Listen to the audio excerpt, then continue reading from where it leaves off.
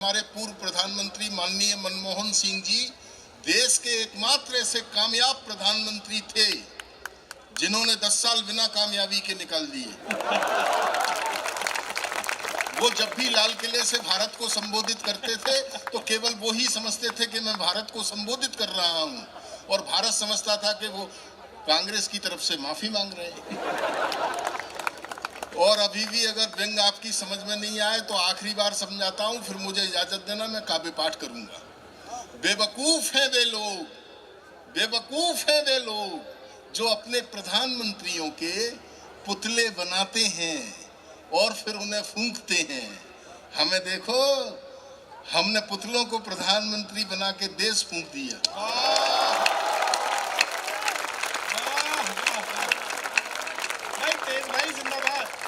तो दोस्तों, ये सब चलता रहेगा, सारा क्रम चलेगा। कोरोना के बाद में आज हम यहाँ पर उल्लास में बैठे हुए हैं, सारी समस्याएं चलती रहेंगी, ये देश ऐसे ही चलता रहेगा। एक बात और सच कह दूं, नवाज साहब की और हरिओम पवार जी की उपस्थिति में घबराने की जरूरत नहीं है। देश कल भी जिंदाबाद था, देश आज भी जिंदाबाद है, देश कल भी जिंदाबाद रहेगा। देश में अगर कुछ बिगड़ा है तो केवल ये बिगड़ा है कि मैं खुद बिगड़ा हूँ। वाह वाह वाह वाह। जिस दिन मैंने खुद में सुधार शुरू कर दिया, ये देश अपने आप सुधरना शुरू हो जाएगा, क्योंकि 1/135 करोड़ हिंदुस्तान मैं खुद हूं। इस देश का क्या सुधार हो गया? इंग्लैंड अपने वैभव से सबको पछाड़ रहा है, इंग्लैंड अपने वैभव से सबको पछाड़ रहा है। अमेरिका अंतरिक्ष में झंडे गाड़ रहा है, जापान 11वीं विंडो के नजदीक खड़ा है, ऑटोमोबाइल्स में जर्मनी का जादू तगड़ा है, इधर चीन ने पूरी दुनिया में अपना प्रोडक्ट उतारा। एक हम भारतीय हैं जो मुंह में गुटखा दबाकर अभी तक यही पूछ रहे हैं कि कटप्पा ने बाहुबली को क्यों मारा।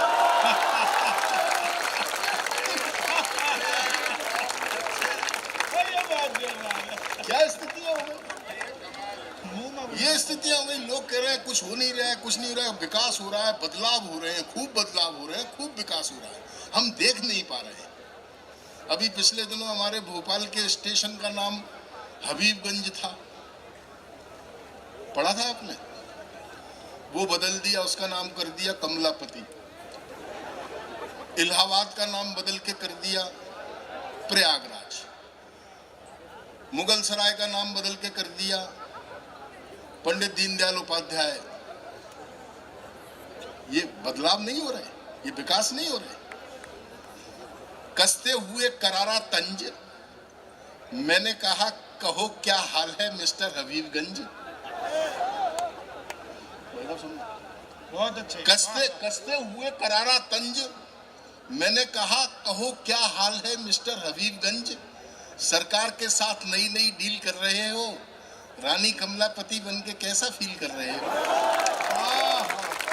तालियां कम है आपकी। रानी कमलापति बन के कैसा फील कर रहे हो?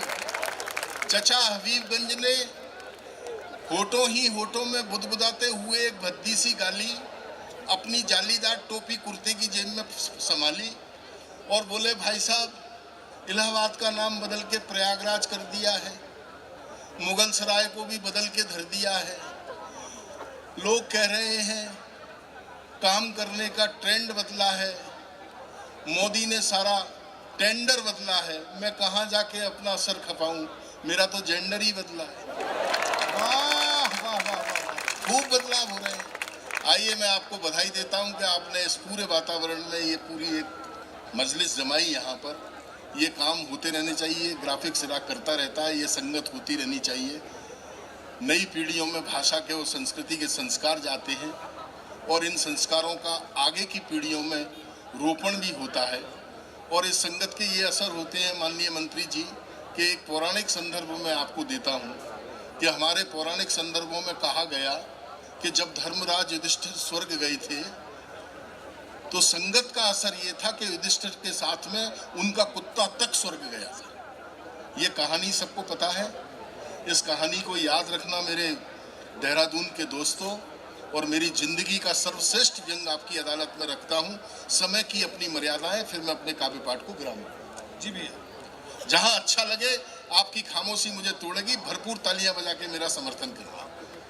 खंडन करते करते हमारा भेजा ही खप गया, खंडन करते करते हमारा भेजा ही खप गया, गलती से एक अखबार में हमारे स्वर्गवासी हो जाने का समाचार छप गया।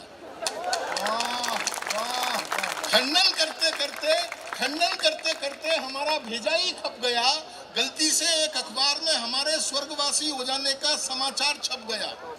लोग फेसबुक, ट्विटर, व्हाट्सएप पर हमें श्रद्धांजलि पर श्रद्धांजलि दिए जा रहे थे और हम घर बैठे विधवा पेंशन की तरह लिए जा रहे थे। वाह वाह वाह, बहुत अच्छे।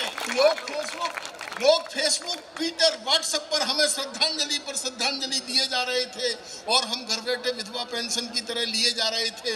लोग दुखी थे, उनके चेहरे पर गम भी थे। तत्काल हमारी याद में एक शोक सभा बुलाई गई जिसमें अपनी मूल पहचान छुपाए हुए हम भी थे।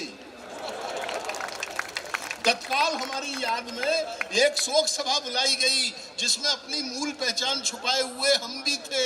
अपने बेतुके रुख को संभालते हुए और हमारे तैल चित्र पर एक मुरझाए हुए फूलों की माला डालते हुए एक क्षेत्रीय नेताजी बोले, शर्मा जी महान थे, इलाके की पहचान थे, साहित्य तो उन्होंने इतना रचा है कि इन बाकी बचे हुए कवियों के लिए कुछ नहीं बचा है। वाह वाह, बहुत अच्छे।